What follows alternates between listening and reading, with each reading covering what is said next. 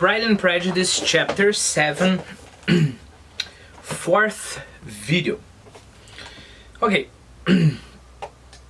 let me see if I have any questions to ask you. Yes, I do. Question: why was Mrs. Bennet astonished? Answer: because Mr. Bennet thought slightingly, remember slightingly is the word I want, of his daughters. What exactly did Mr. Bennet think of his daughters? Answer: he thought they were maybe the two silliest girls ever, right? Question: who, according to Mrs. Bennet, was very becoming? Answer: Colonel Forster was very becoming. Question: what was he wearing to look so becoming? Remember, becoming, pleasant, right? Attractive. He was wearing his regimentals, right? His military uniform. Question: what is the relation between Mr.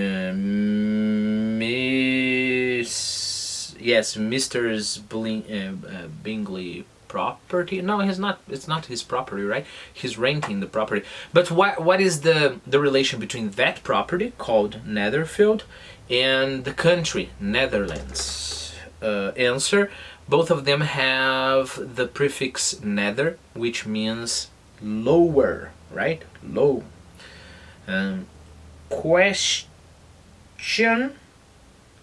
what interrupted their conversation? They were talking about how silly the girls were.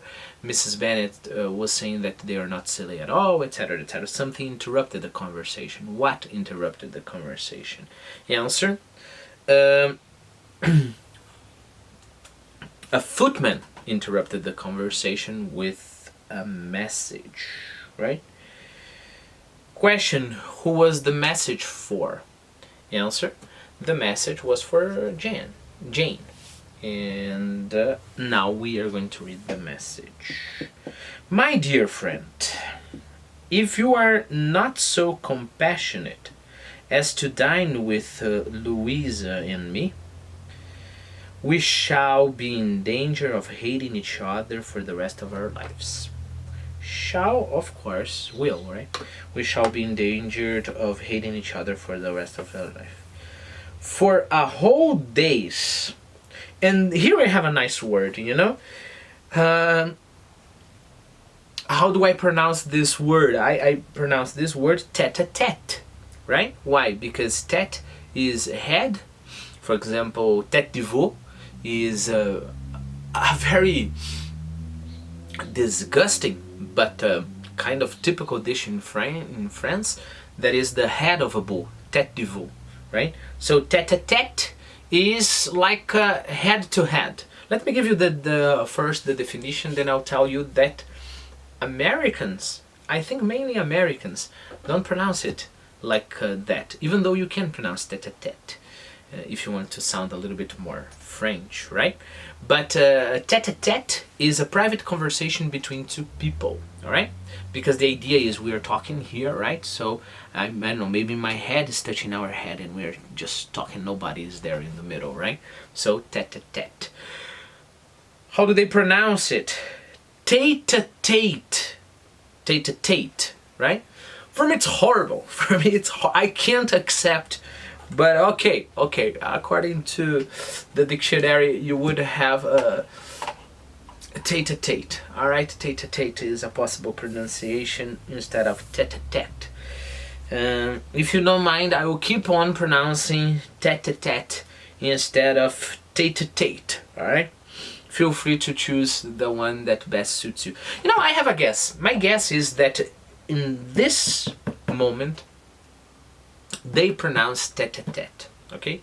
First, because England is in Europe, So they have very close relation to friends. Second, because of that, you know, the two cultures are very close together. They have been very close together for centuries, right? Either supporting each other or fighting against each other, right?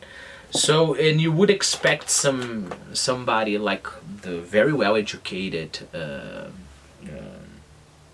sisters, you know, to know some French. So I strongly believe they didn't say tête-à-tête. You know, it's too ugly. Okay, that's not the point. So remember, we have the two girls, right? Louisa and Caroline.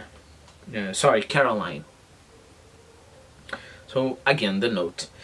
My dear friend, if you are not so compassionate as to dine today with Louisa and me, we shall be in danger of hating each other for the rest of our lives. For a whole day's tête-à-tête between two women can never end without a quarrel. I didn't put quarrel there, but quarrel is a fight, okay? Quarrelsome is a guy who likes to pick up fights, quarrel. So it's impossible that two women spend the whole day together without ending the day with a fight, with a quarrel. Come as soon as you can on receipt of this. Receipt is the noun for receive. So on the receipt, as soon as you receive this, please come. My brother and the gentleman are to dine with the officers. Yours, Caroline Bingley. With the officers, cried Lydia. I wonder my aunt did not tell us of that. Again, we have a kind of collocation here, right? I wonder my aunt. Instead of maybe here, I wonder why my aunt didn't tell us of that, right? Dining out, said Mrs. Bennet. This is very unlucky that the man, mainly Mr. Bingley, is out. Can I have the carriage? Said Jane. No, my dear. You had better go on horseback, because it seems likely to rain, and then you must stay all night. I think this is genius, right? She looks at the sky and she thinks, well, it's going to rain. So don't go in a carriage, because carriage, of course, is protected, right? Go riding a horse, because you will get there, and then it would start to rain, and hopefully it will rain a lot for, you know, until it's very late at night. You won't be able to come back. On the horseback, of course, you're not going to come back in the rain. So you're going to sleep over there, maybe have breakfast with Mr. Bingley, you know? That's something nice. So no, my dear, you had better go on horseback, because it seems like to rain, and then you must stay all night. That would be a good scheme, said Elizabeth, if you were sure that they would not offer to send her back. Of course, they have a carriage there. They're going to say, send a servant, right? Oh, but the gentleman will have Mr. Bingley's chaise to go to Meryton, and the Hursts have no horses to theirs. I had much rather go in the coach. Coach, the car, right? The carriage there. But my dear, your father cannot spare the horses, I'm sure. Look, let me just continue, and then I'll talk to you about spare. So your father cannot spare the horses, I'm sure. They are wanted in the farm. Mr. Bennet, are they not? They are wanted in the farm much oftener than I can get them. Okay, so they always need them in the farm, and I wanted to get them, but I can't. Okay, the sentence is, Mr. Bennet cannot spare the horses. Look, probably you know spare from, I don't know, an expression like spare me the lecture. Okay, spare me the lecture. Oh, come on. I know what I did was wrong, but spare me the lecture, right? Don't give me the lecture, right? You can spare a life. You are in war, right? And then there is a person right in front of you. You can kill the person, but then you're going to spare his life. Okay? That's very nice. But you have another meaning for spare, that is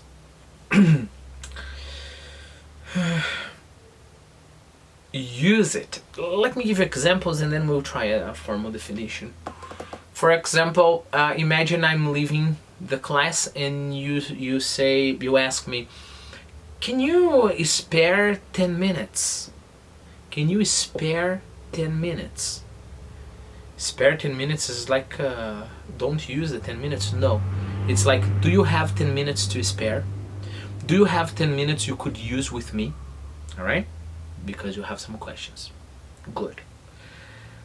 It's interesting because if you think about it, spare the horses is ambiguous. You can spare the horses, you know the horses are too tired, so I'm going to spare the horses. I'm not going to make them work. Or spare the horses is, I cannot spare the horses, they are working. I cannot lose their work, right? Giving you the horses, right? So that's why it's ambiguous. In this context is the second meaning, right? Mr. Bingley cannot spare the horses because they are working and probably there's a lot to do. Okay.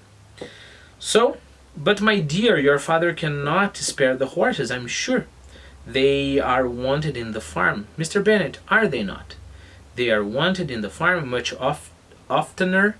I hate this comparative, right? We don't say oftener anymore, more often, alright? But that's okay. Oftener than I can get them. But if you have got them today, said Elizabeth, my mother's purpose will be answered. Yes, so he's going to use it, and who will win in the end? Mrs. Bingley. She did at last extort from her father an acknowledgement that the horses were engaged. So she insisted, she was a little bit, I don't know, maybe she was suspecting, like, do you want mom to win? But in the end, her father acknowledged, to say some truth, right, that the horses were engaged, they were doing something else. Jane was therefore obliged to go on horseback, and her mother attended her to the door with many cheerful prognostics of bad weather. Keep in mind, a prognostic is a prediction, right? She was very happy and she's like, oh, it's going to rain a lot. Yes, there's going to be a downpour. Probably you're going to maybe even get wet. Bye-bye, dear. Have a very nice, I don't know, way out, ride in the rain, something like that.